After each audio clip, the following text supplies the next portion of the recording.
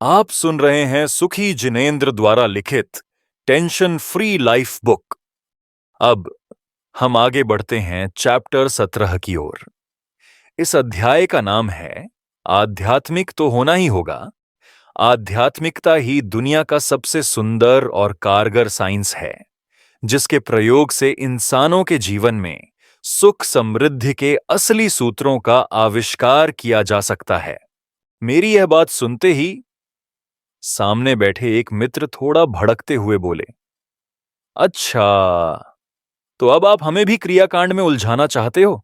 बहुत सारे नियम और प्रतिज्ञा दिलाना चाहते हो? हमसे तथाकथित बाबाओं के मंदिरों के चक्कर लगवाना चाहते हो?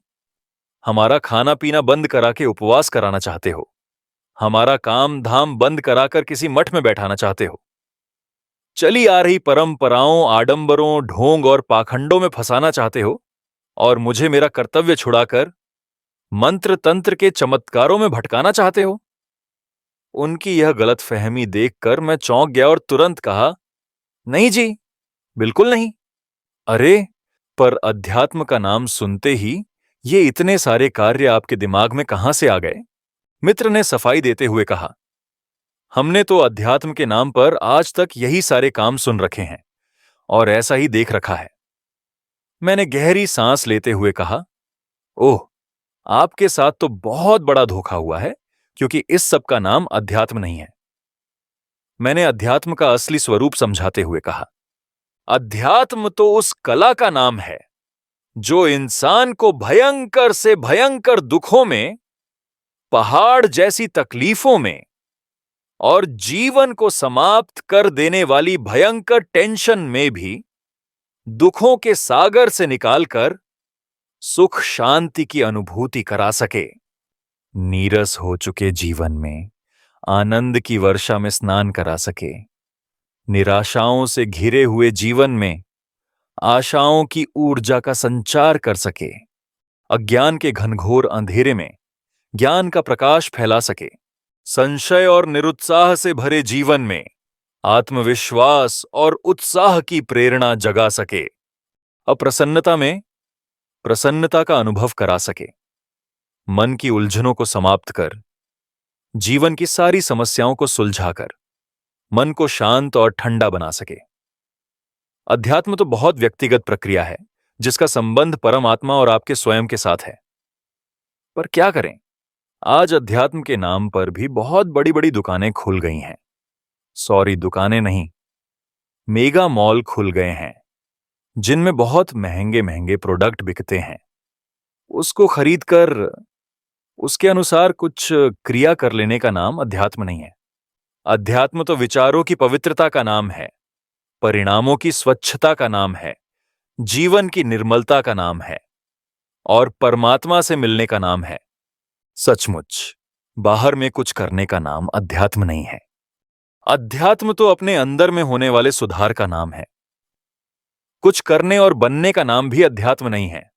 आप अंदर से जो हैं, जैसे हैं, वह और वैसे होने का नाम अध्यात्म है। आपको कुछ बनना नहीं है, आप तो बने बनाए हैं। बस उस बने बनाए रूप को आज में प्रकट करने का नाम आध्यात्मिकता है। मेरी बात सुनकर मित्र ने पूछा, तो आध्यात्मिक कैसे हुआ जाता है? मैंने समझाया, अध्यात्म को सही से समझकर ही आध्यात्मिक हुआ जाता है। अध्यात्म शब्द दो शब्दों से मिलकर बना है, अधि तथा आत्म। अधि अर्थात जानना, आत्म अर्थात आत्मा, मतलब आत्मा को जानने का नाम है अध्यात्म। मित्र ने फिर पूछा, आत्मा को कैसे जाने?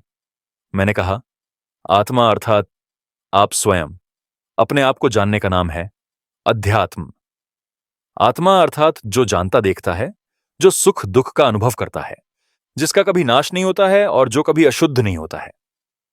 यह सुनकर वह चौंक गया। पर आत्मा तो गंदा होता है, मैंने तुरंत सुधारते हुए कहा। आत्मा कभी गंदा नहीं होता है। गंदी दृष्टि से देखने पर गंदा सा दिखाई देता है, परंतु अनंत गंदगी में भी उसे शुद्ध देखने का नाम है अध्यात्म। आत्मा को जब भी आत्मा की दृष्टि से देखते हैं, तब तब वह पूर्ण शुद्ध ही दिखाई देता है। मित्र ने तर्क दिया, पर हमें तो वह आत्मा अलग अलग रूपों में दिखाई देता है। मैंने कहा, हां, अवस्था की दृष्टि से देखने पर वह आत्मा 4 प्रकार का दिखाई देता है। पहला, अशुद्ध आत्मा। दूसरा, शुद्ध आत्मा। तीसरा, शुद्ध अशुद्ध आत्मा। चौथा, पूर्ण शुद्ध आत्मा। चारों प्रकार बताने के बाद मैंने पूछा, अब इनमें से आप कौन से आत्मा हैं तथा आप कौन से आत्मा होना चाहते हैं? मित्र ने समझदारी से जवाब दिया, पहले आप इनकी डेफिनेशन तो बताइए, तभी इसका अच्छे से निर्णय कर पाएंगे। मैंने विस्तार से समझाना शुरू किया। पहला, अशुद्ध आत्मा, जो अपने अस्तित्व को, अपने स्वरूप को और अपने सुख को अपने में न खोजकर सिर्फ बाहर में ही खोजता है, वह अशुद्ध आत्मा कहलाता है। ऐसा आत्मा यह हमेशा दुखी, अज्ञानी रहता है और परेशान बना रहता है। इसीलिए यदि ऐसे आत्मा आप हो तो ऐसी मान्यता के छोड़ने का नाम है अशुद्ध आत्मपना छोड़ना। दूसरा, शुद्ध आत्मा, जो अपने अस्तित्व को, अपने स्वरूप को और अपने सुख को बाहर में न खोजकर अपने में ही खोजता है, वह शुद्ध आत्मा कहलाता है। यह हमेशा खुश रहता है, समझदार होता है और यह हर स्थिति परिस्थिति में शांत बना रहता है। इसलिए यदि ऐसे आत्मा आप हो तो इस मान्यता को और अधिक मजबूत करने का नाम है शुद्ध आत्मा होना। तीसरा, शुद्ध अशुद्ध आत्मा, जो अपने अस्तित्व को, अपने स्वरूप को और अपने सुख को बाहर में न मानकर अपने आप में ही मानते हैं, परंतु अभी इस जीवन के हिसाब से बाहर के सारे काम करते हुए दिखाई देते हैं। मान्यता में अपने अस्तित्व को अपने में ही मानते हैं, तथापि शरीर के, परिवार के, समाज के, देश के, बिजनेस के, खाने पीने इत्यादि लौकिक कार्यों में भी लगे रहते हैं। वह शुद्ध अशुद्ध आत्मा कहलाते हैं। ये हमेशा अंदर से खुश रहते हैं, समझदार होते हैं, हमेशा कूल बने रहते हैं, तथापि बाहर से परेशान, दुखी, अशांत से भी दिख सकते हैं। इसीलिए यदि ऐसे आत्मा आप हो तो अपने अंदर वाली शुद्ध मान्यता को और अधिक मजबूत करने का नाम है अशुद्ध से रहित शुद्ध आत्मा होना। चौथा, पूर्ण शुद्ध आत्मा, जिन्होंने अपनी सभी आत्मिक शक्तियों को प्रकट कर लिया है, दुख के सभी कारणों को खत्म कर दिया है, सुख के सभी कारणों को प्रकट कर पूर्ण सुखी हो गए हैं और सभी प्रकार के सभी दोषों को समाप्त कर पूरी दुनिया की सच्चाई को जानने वाले हैं। वह पूर्ण शुद्ध आत्मा है। उन्हें ही परम आत्मा कहते हैं।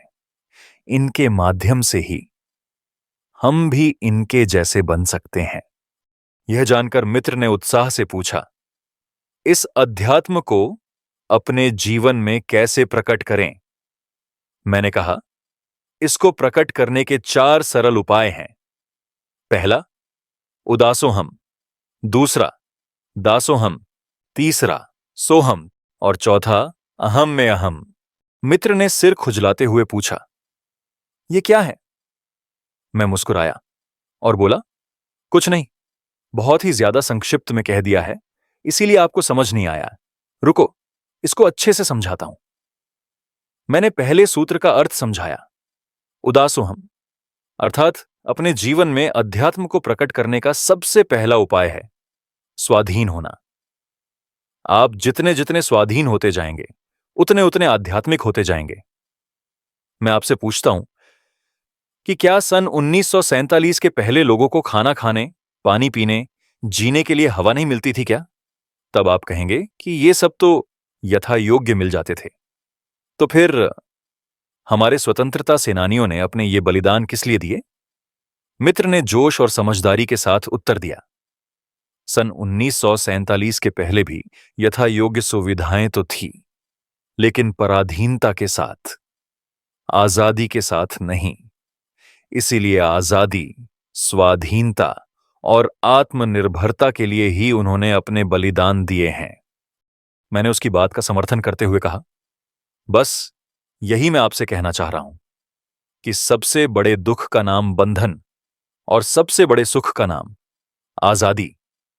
अब हम सब बाहर से तो आजाद हो गए हैं, लेकिन अंदर से, मानसिकता से और विचारों से आज भी पराधीन हैं। इसलिए अब अपने विचारों को, अपने जीवन को आजाद करने की शुरुआत करनी है। अंदर की इसी आजादी से ही अध्यात्म की सच्ची और पहली शुरुआत होती है। तो सबसे पहले तो बाहरी वस्तुओं की गुलामी को छोड़ना है, अर्थात उनका उपयोग तो करेंगे पर उनके अधीन नहीं बनेंगे। अपने शरीर और मन से काम तो भरपूर लेंगे, पर हम उनके गुलाम नहीं बनेंगे। दूसरे की गुलामी छोड़ने का नाम है जीवन में अध्यात्म की शुरुआत। मैंने दूसरे सूत्र का रहस्य खोला। दासोहम, अर्थात अभी तक हम दूसरों की, अपने से भिन्न दूसरी वस्तुओं की गुलामी में, सेवा में लगे हुए थे, परंतु जैसे ही स्वाधीन हुए वैसे ही हमें किसी ऐसे व्यक्तित्व को खोजना चाहिए जिसके जैसा हम बनना चाहते हैं, जो हमारे आदर्श हों। हम जो प्राप्त करना चाहते हैं वह उन्होंने प्राप्त कर लिया हो। इसके लिए प्रकृति की सबसे सुंदर व्यवस्था है ईश्वर की स्वीकारता। जिन्होंने इस संसार की वास्तविकता को पहचान कर, संसार के कारणभूत दोषों को नष्ट कर, अपने सच्चे सुख को प्रकट कर लिया है, वह ईश्वर कहलाते हैं। उन ईश्वर के दास बनना, उनका पक्का भरोसा करना, उनकी बात मानना तथा उनके बताए हुए मार्ग पर चलना, यह अध्यात्म का दूसरा उपाय है। इसके बाद मैंने तीसरे और सबसे गहरे सूत्र को समझाया। सोहम, अर्थात ईश्वर के अच्छे से दास बनने के बाद फिर यह विचार करना कि जो ईश्वर हैं वह मैं हूं, जो उनमें है वह सब मेरे में है। बस आज की अवस्था का अंतर है। उन्होंने अपने मूल परिपूर्ण स्वभाव को अपनी आज की अवस्था में प्रकट कर लिया है। वह अपना मूल स्वभाव मुझे प्रकट करना है। जैसा उनका स्वभाव है वैसा ही मेरा स्वभाव है। स्वभाव की दृष्टि से देखने पर हम में और उनमें कोई भी अंतर नहीं है। वर्तमान अवस्था संबंधी अंतर है। वास्तव में यह अंतर देखने से ही हम में और उनमें अंतर है। यदि हम भी अपने को दीनहीन, दुखी, पामर, अज्ञानी, पापी मानना छोड़कर ईश्वर जैसा शुद्ध मानना शुरू कर दें, तो वह दिन दूर नहीं जब हम भी उनके जैसे बन जाएंगे। वह जो बन गए हैं वैसा ही मुझे बनना है। जो वह कर रहे हैं वही कार्य हमें कुछ अंशों में करने की शुरुआत करनी है। वह हमें जो बता रहे हैं वही समझना है। मेरी ये बात सुनकर मित्र हैरान होकर बोला, अरे जी, आप ये कैसी बातें कर रहे हो कि हम भी भगवान के स्वभाव वाले ही हैं। हम उनके जैसे स्वभाव के कैसे हो सकते हैं? कहां भगवान और कहां हम?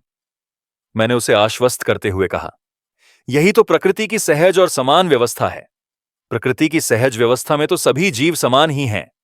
कोई भी छोटा बड़ा नहीं है। सभी में समान योग्यताएं हैं, समान गुण हैं। परंतु जो अपने पुरुषार्थ पूर्वक अपनी योग्यताओं को पहचान कर उन्हें प्रकट कर लेता है वह ही ईश्वर बन जाता है, और जो अपनी योग्यताओं को सही से न पहचान कर उनका दुरुपयोग करता है वह दुखी होकर संसार में घूमता रहता है। भगवान कोई अलग नहीं है। एक दिन वह भी हमारे ही जैसे थे। भगवान जन्मते नहीं अपितु बनते हैं। कोई भी जीव भगवान बन सकता है। बस जरूरत है भगवान के सही स्वरूप को जानने की। जो भगवान की शरण में आकर उनके सच्चे स्वरूप को पहचान लेता है वह भी उनके जैसा ही बन जाता है। मैंने एक प्राचीन श्लोक का अर्थ सुनाया। हे जगत के भूषण, हे प्राणियों के नाथ, आप में जो गुण हैं उन्हीं वास्तविक गुणों के द्वारा आपकी स्तुति करने वाले पुरुष इस पृथ्वी पर यदि आपके समान हो जाते हैं तो इसमें अधिक आश्चर्य नहीं है, क्योंकि उस स्वामी से क्या प्रयोजन जो इस लोक में अपने अधीन पुरुष को संपत्ति के द्वारा अपने समान नहीं कर लेता। मित्र ने अगला प्रश्न किया, तो ईश्वर क्या कर रहे हैं और हमें क्या बता रहे हैं? मैंने एक पंक्ति में उत्तर दिया, ईश्वर एक ही काम करते हैं, इस पूरी दुनिया को जानते हुए अपने आनंद के रस में लीन रहते हैं। मित्र ने हैरानी से पूछा, ईश्वर पूरी दुनिया को जानते हैं? मैंने हां कहते हुए समझाया, हां, आपने सूर्य को देखा होगा। कभी कभी ऐसा होता है कि सूर्य तो अपने संपूर्ण प्रकाश की योग्यता से सहित होता है, किंतु जब उसके सामने बादल आ जाते हैं तब वह अपना पूरा प्रकाश नहीं कर पाता है। जितने जितने अंशों में बादल दूर होते जाते हैं उतने उतने अंशों में सूर्य का प्रकाश प्राप्त होता जाता है। जब सूर्य के सामने से पूरे बादल हट जाते हैं, तब वह पूर्ण रूप से प्रकट हो जाता है। वैसे ही जब ईश्वर एक दिन हमारे जैसे थे, तब उनकी उन शक्तियों पर दोषों का आवरण डला हुआ था, इसलिए शक्तियां पूर्ण रूप से प्रकट नहीं थीं, अतः तब कम जानते थे। परंतु जैसे ही उन्होंने अपने सारे दोषों को नष्ट कर अपनी सारी शक्तियों की सामर्थ्य को प्रकट किया, तब उनकी ज्ञान नामक शक्ति ने भी अपना पूर्ण रूप प्रकट कर लिया। और जब उस ज्ञान का पूर्ण रूप प्रकट हो जाता है, तब वह पूरी दुनिया को जानने लगते हैं। यह सुनकर मित्र ने उत्सुकता से पूछा, तो क्या वह भूतकाल और भविष्यकाल को भी जानते हैं? मैंने सहजता से उत्तर दिया, हां जी, वह भूतकाल और भविष्यकाल को भी जानते हैं। यह सुनते ही मित्र हक्का बक्का रह गया। अरे, जब वह भविष्य का सब कुछ जानते हैं, तो फिर भविष्य में कब क्या क्या होगा, यह भी उन्होंने आज ही जान लिया होगा। तब फिर तो भविष्य में भी जो कुछ होने वाला है, वह तो वही होगा जो भगवान ने जान रखा होगा। मैंने मुस्कुराते हुए कहा, जी, बिल्कुल वही होगा जो उन्होंने जान रखा है। इसीलिए तो हमें बिल्कुल भी चिंता और टेंशन नहीं करनी है, क्योंकि जिस भविष्य की आप चिंता कर रहे हो, उसमें कब क्या होगा, वह सब ऑलरेडी फिक्स्ड है। आपकी चिंता से उसमें कुछ भी होने वाला नहीं है। मित्र ने पूछा, तब तो फिर हम सब भगवान के भरोसे हो गए हैं? मैंने सुधारते हुए कहा, नहीं जी, कोई किसी के भरोसे नहीं हुआ है। यह भी प्रकृति की ही व्यवस्था है। इसको तो भगवान बस जानने और बताने वाले हैं। उस व्यवस्था को संक्षिप्त में बताता हूं। इस दुनिया में जो वस्तु है, वह 3 रूपों में है। पहला, ओरिजिनल थिंग यानी सब्सटेंस। दूसरा, क्वालिटीज यानी एट्रीब्यूट्स। तीसरा, प्रेजेंट सिचुएशन यानी मोड्स। इस दुनिया में जो भी एंडलेस थिंग्स हैं, उन सब की अपनी अपनी क्वालिटीज हैं, तथा उन सब क्वालिटीज की हर समय की अपनी अपनी प्रेजेंट सिचुएशंस हैं।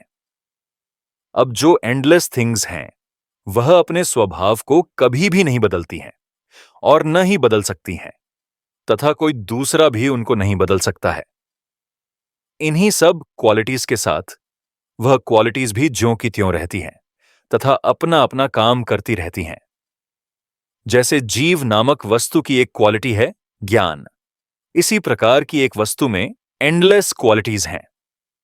अब बात है उनकी प्रेजेंट सिचुएशन की, तो समझ नहीं आता है कि कब कौन कौन सी सिचुएशन होगी और कौन सी नहीं होगी। परंतु इसका समाधान भी प्रकृति में दिया हुआ है। वह यह है, दुनिया की प्रत्येक वस्तु जब से इस दुनिया में है, तभी से उस वस्तु की एक एक समय की एक एक सिचुएशन सुनिश्चित है कि कब कौन सी सिचुएशन होगी और कौन सी सिचुएशन नहीं होगी। इसीलिए इसमें भगवान ने कुछ नहीं किया है। उन्होंने तो बस प्रकृति की सहज व्यवस्था को जाना है और हमें बताया है। यह सुनकर मित्र ने तर्क रखा, इस बात को और अच्छे से सिद्ध करने के लिए आपके पास कोई एविडेंस भी है क्या? मैंने पूरे विश्वास के साथ कहा, इस बात को समझने के लिए मैंने स्वयं हजारों एविडेंस देखे हैं। आपको भी हजारों एविडेंस दिखा सकता हूं, पर यहां मैं आपको एक ही एविडेंस देता हूं। विश्व प्रसिद्ध सैद्धांतिक भौतिकविद अल्बर्ट आइंस्टाइन लिखते हैं कि events do not happen, they already exist and are seen on the time machine. अर्थात घटनाएं घटती नहीं हैं, वे पहले से ही विद्यमान हैं तथा काल चक्र पर देखी जाती हैं। कोई भी सिचुएशन नई नहीं होती, अपितु वह पहले से ही उस वस्तु में स्थित होती है, निश्चित होती है। वह तो मात्र अपने सुनिश्चित समय पर उस वस्तु में प्रकट होती है। जो ऐसी विश्व की व्यवस्थित व्यवस्था का भरोसा कर लेते हैं, वही पूर्ण निराकुल होकर पूर्ण सुखी भगवान बन जाते हैं और भगवान बनकर इसी व्यवस्थित व्यवस्था का ज्ञान पूरी दुनिया को कराते हैं। मित्र ने शिकायत भरे लहजे में कहा, हम तो बहुत बार भगवान के पास गए, पर हमें उन्होंने आज तक नहीं बताई यह बात। मैंने समझाया, वह बताते तो सबको हैं, पर आज हमारे पास उतना समय नहीं है कि पूरी एकाग्रता और शांति से उनकी बात को अच्छे से समझ पाएं। इन सिद्धांतों के निर्णय से ही आप सच्चे आध्यात्मिक हो सकते हैं। मित्र ने अंतिम प्रश्न किया। अब अध्यात्म को प्रकट करने का अंतिम उपाय भी बता दीजिए। मैंने चौथे सूत्र का रहस्य खोला। चौथा, अहम में अहम, अर्थात अपने में अपनापन, अपने स्वयं की रुचि, प्रीति, भरोसा तथा अपने आप का सच्चा ज्ञान होना और अपने में ही रमना जमना और उसी में समा जाना। मित्र ने पूछा, सुखी जी, यह सुनना तो बहुत अच्छा है, पर यह सब कैसे होगा? मैंने कहा, इनके लिए आपको इन 5 प्रश्नों के उत्तर खोजने होंगे। वह प्रश्न है, पहला, आप कौन हैं? दूसरा, आपका असली काम क्या है? तीसरा, आप कहां से आए हैं तथा कहां जाएंगे? चौथा, आप आज जो भी कर रहे हैं उसका क्या फल होगा? पांचवा, आपके दुख का मूल कारण क्या है तथा उसको दूर करने का सही उपाय क्या है? मित्र ने घबराकर पूछा, पर इनके उत्तर कहां मिलेंगे? मैंने मुस्कुराते हुए कहा, इनके उत्तर आपको ही खोजने हैं। कोशिश करना, जरूर मिल जाएंगे। और यदि न मिले तो मुझे सूचित करना। अगली पुस्तक में इसके जवाब आपको जरूर मिल जाएंगे। इसी के साथ अध्याय 17 और आध्यात्मिक यात्रा का यह पड़ाव यहां पूर्ण होता है। अब हम आगे बढ़ते हैं असेसमेंट 17 की ओर।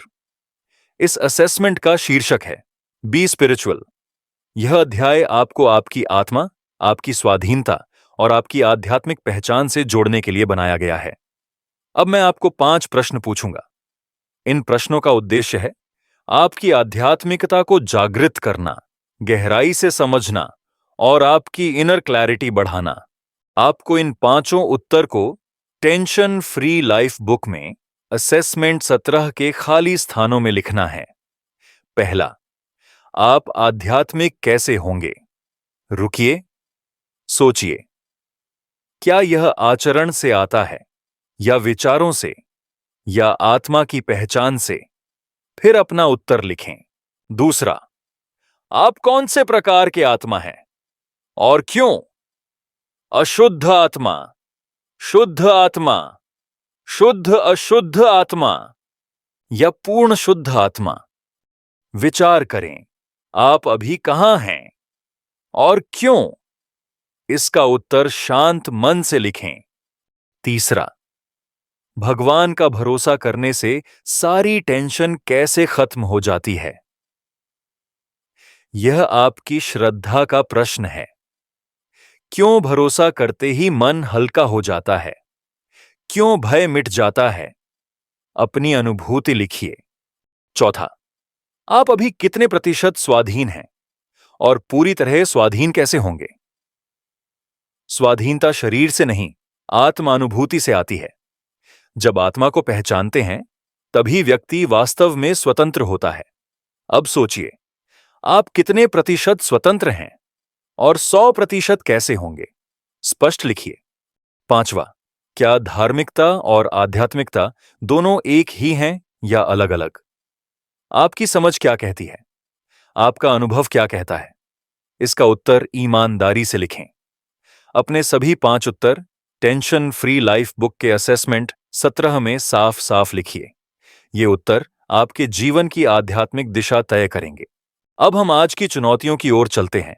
आज का स्पिरिचुअल चैलेंज है कम से कम 24 घंटे तक पूरी तरह आध्यात्मिक रहना है और उसके बाद अपने विचारों में, अपने व्यवहार में और अपने जीवन में क्या परिवर्तन महसूस हुआ उसे लिखना है। यह चैलेंज आपकी अवेयरनेस को एक नए स्तर पर ले जाएगा। इसी के साथ चैप्टर 17 का असेसमेंट 17 पूरी तरह समाप्त होता है। अब हम अगले अध्याय में मिलेंगे जहां आपकी यात्रा और भी गहरी और भी सुंदर होने वाली है। तब तक शांत रहें, सुखी रहें और तनाव से मुक्त रहें।